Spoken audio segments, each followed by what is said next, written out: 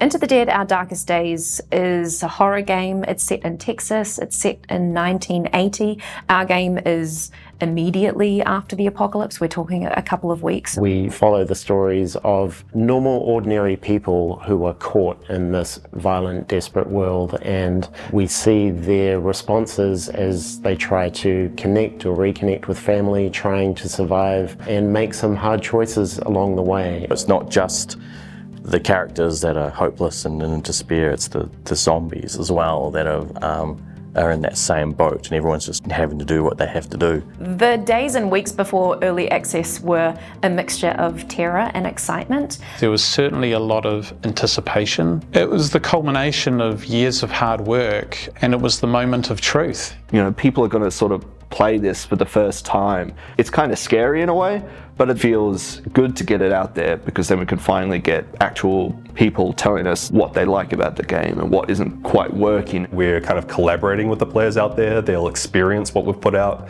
and they'll give us feedback, and a lot of that feedback's really valuable. We had already released a demo for Our Darkest Days, and that had been received really positively. So we did have this feeling that there was interest in the game and excitement for the vision that we were creating. It's a lot to sort of get your head around. Like you have an idea of what the game is in your head, but now you also have this idea of what the game is from the players, and you have to take that into account when you're doing your designs now. You can't just sort of do it off in a vacuum.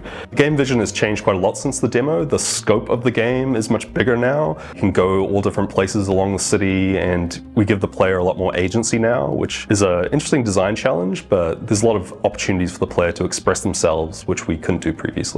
There's lots of interesting kind of ways that the mechanics of the game and the story intertwine, making the players feel really bad because they have to make a really tough decision. Do I save this person, or do I let them die and take their stuff? In the apocalypse, I like the idea that you have to really think about who your allies and enemies are and have to take that into consideration. With curveballs, which we've added recently, as you play through it, there will be these events that pop up that are quite unexpected, and sometimes they're quite unfortunate and sometimes they're great, like you might find some supplies and things like that. We're constantly looking for ways to mix up each playthrough and make it feel unique. Well, it's something we always knew that we wanted to add to the game, was like an infection mechanic. Just having that sense of at any point in time you might receive a wound, which could be a bite, which will make your character turn into a zombie. We also wanted to have it that if you lost a character in a scavenge run, that they would have the chance to turn as well. So if you came back to the stage, there's a random chance that they will be a zombified version of themselves there rather than just a corpse on the ground. And part of it was we wanted to make every run feel different. We just want to keep that element of tension high and have the idea that anyone could turn at any moment. We wanted to give players an extra tool to work with when fighting zombies. We felt before it was quite repetitive, and we wanted to add an extra defensive options, and we decided to go with dodge. It's really hard to kind of balance between realism and what is fun in a game, especially for combat, where we want to portray our survivors as just ordinary civilians. A lot of what we're doing is environmental storytelling. So our art team is thinking, who was here, who lived here before the apocalypse, who was here moments before your player arrived. We try to sort of embed different feelings in there through the props design and the set dressings. The record store, the old school arcade, those things that kind of really help ground this game in 1980 Texas. There's lots of gorgeous use of lighting. So you have the kind of arcade which has these bright neon colors, and then these old houses where you have the filtering sunlight into a kind of wooden abode. I like Pogo's restaurant. It's so wonderfully tacky, and it reminds me of how fast food locations used to be.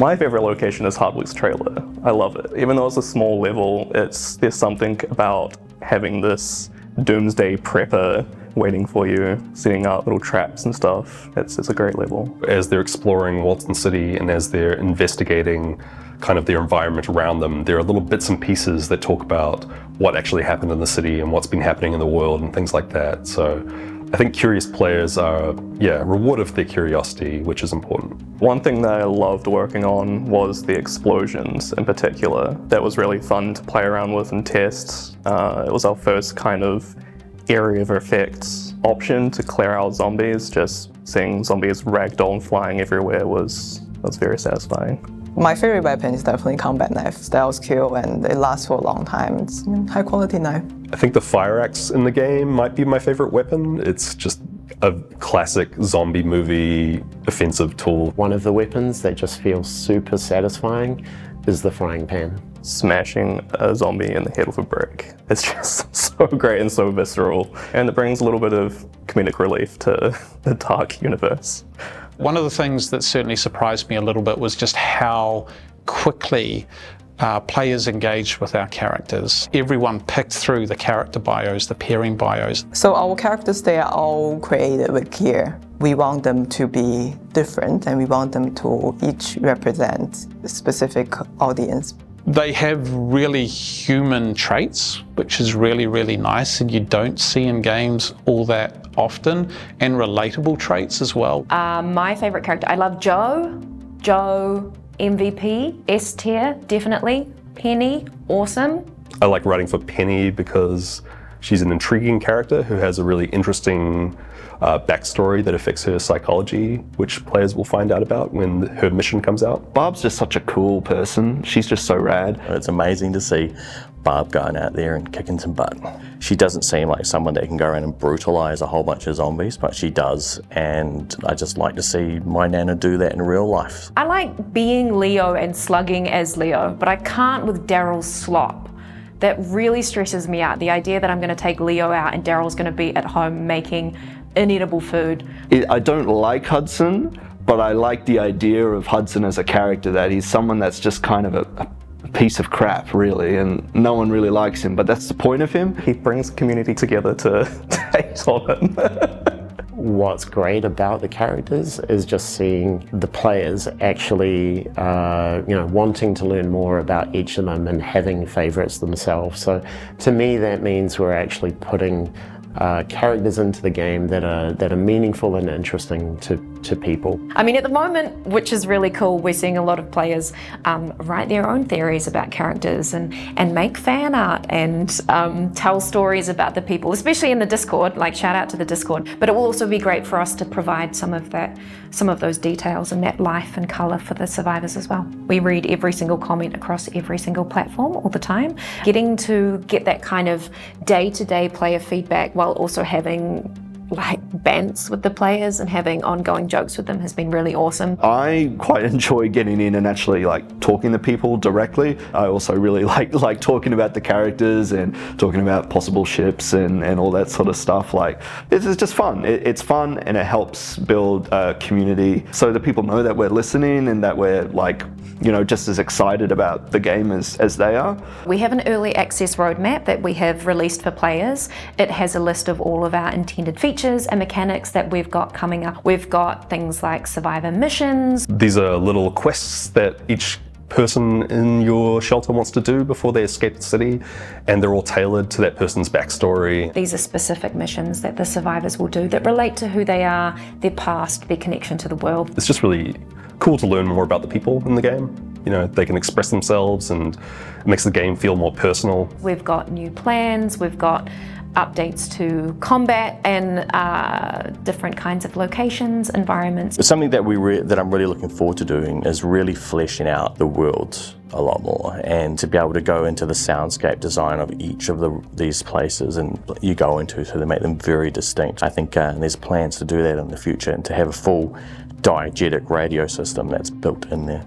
So having animal companions, that's going to be quite exciting. I think they should really provide a huge morale boost because they're fluffy and they're cuddly. Spill Zone is probably our biggest plan. You're going into this horrible industrial hellscape of this ruined fertilizer plant. There's this kind of claustrophobic feeling as heavy machinery is closing in around you. The zombies are like lurking in the darkness and the steam, and it's a really atmospheric, compelling environment, I think.